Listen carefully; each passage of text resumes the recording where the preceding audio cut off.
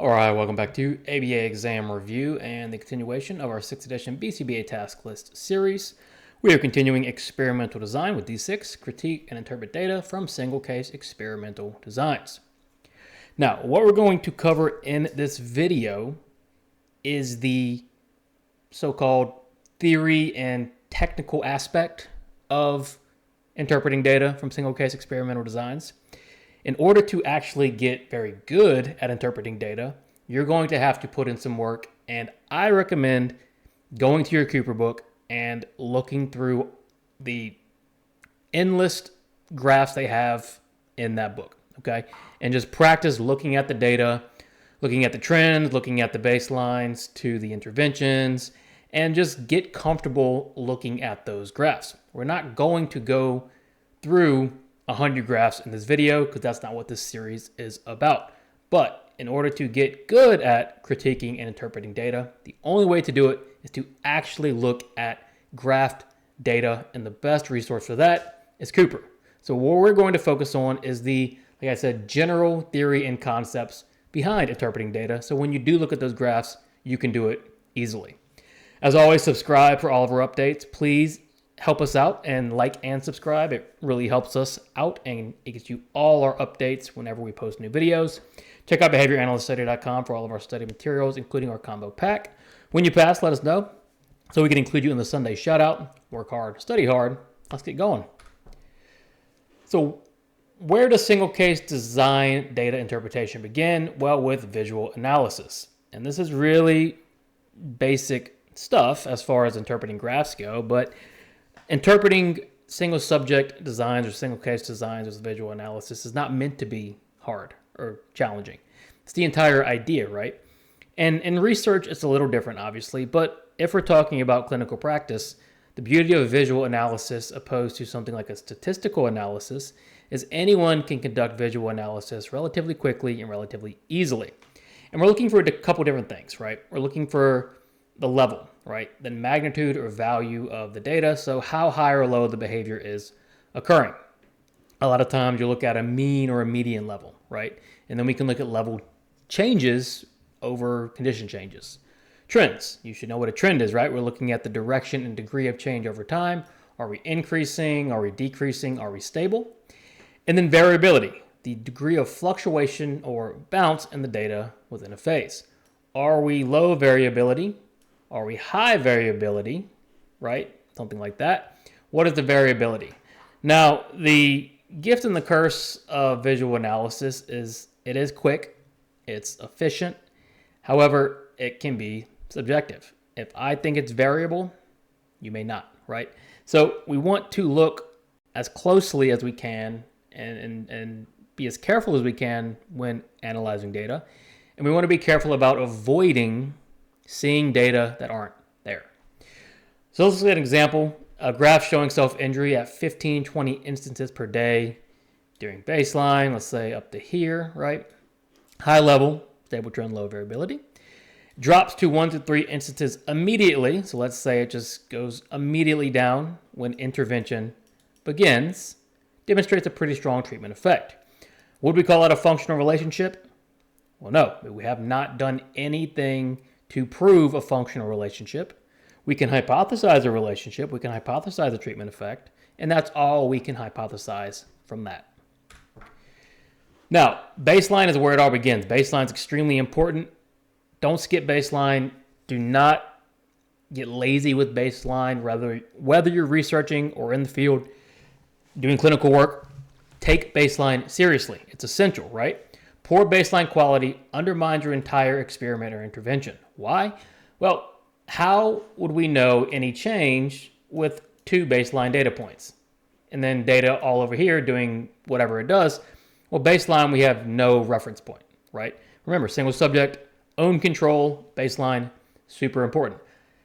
Obviously, there are ethical concerns sometimes if we have to intervene immediately, but we're talking just in general. Now, sufficient data points. We're looking for minimum 3 to 5. A lot of the standards recommend at least 5. More if needed if data are variable or trending. Remember, we're looking for that steady state. We're looking for stability. Data should be predictable in baseline. Excessive variability makes it hard to know if we had any impact. Problematic trends. Baseline trending in the therapeutic direction, improving without treatment, weakens demonstration of effect. Well, what does that mean if our baseline is trending in the therapeutic direction?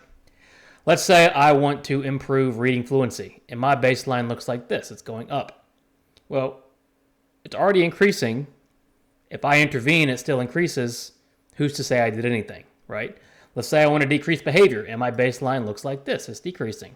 Again, baseline trending in the direction we want it to go without treatment weakens effect. And baseline should reflect typical conditions, not good or bad periods. So think about, and on average, what does a real situation look like? So let's think about good baseline. 7 data points showing 8 to 12 talk outs per class. Stable, lots of data points, good to interpret. Poor baseline, 3 data points showing high variability. What is that going to tell us about the intervention? Not a whole lot, right? The best you can hope for is for that behavior to stabilize following this poor baseline. Outside of that, it's going to be difficult. Now, experimental control is demonstrated when data show the intervention reliably produces the behavior change. We're always looking for this experimental control. That's our goal. We want to control the behavior. We need evidence from prediction, verification, replication, our baseline logic. And we've talked about this already. Prediction is established in baseline. We're predicting that if our baseline, say this is our baseline, A, B, A, baseline here, we're predicting without intervention, the baseline will continue. We're going to verify that, right, either through withdrawal or looking at a clear change in level or trend in our intervention. In the replication, we're going to go back to, let's say, intervention and try to see the same effect as before. So changes occur when and only when the independent variable changes. That points to a functional relationship. So quick overview, what to do when evaluating the design. First, design implementation. What was the type of design? And on your exam, the first thing you want to do, what design am I looking at? Is it multiple baseline? Is it multiple treatment? Is it reversal?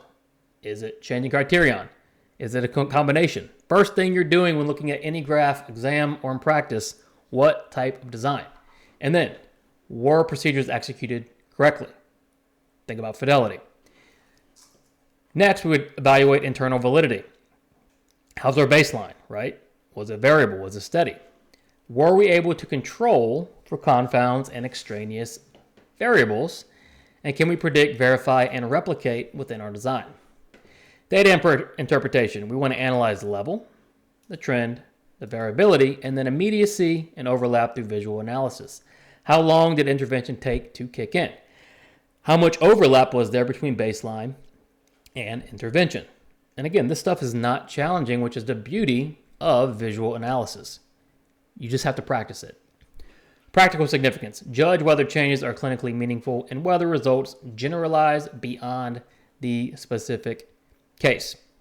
So, were our changes meaningful or were they not, right? And we can look at a lot of different data and make assumptions based on that data, but you have to remember the individual person. An individual, let's say individual A, going from 0 to 1 might be a huge win. Individual B going from 0 to 1 might be nothing. So we've got to evaluate again based on the individual alone. And that is critiquing and interpreting data from single case designs. No, we did not look at graphs. We have to start with the ideas and the theories. Then, when you're studying, go through one graph a day, right? And look at everything. Trend, level, variability. What type of design? Is it a combination of designs? What did results show? If you do that every day for 20 days, you're going to become a master at this, and this is going to be very, very straightforward. As always, thank you for watching. Please subscribe. Check out behavioranalyststudy.com for all of our study materials. When you pass, let us know so we can include you in the Sunday shout-out. Work hard, study hard. See you soon.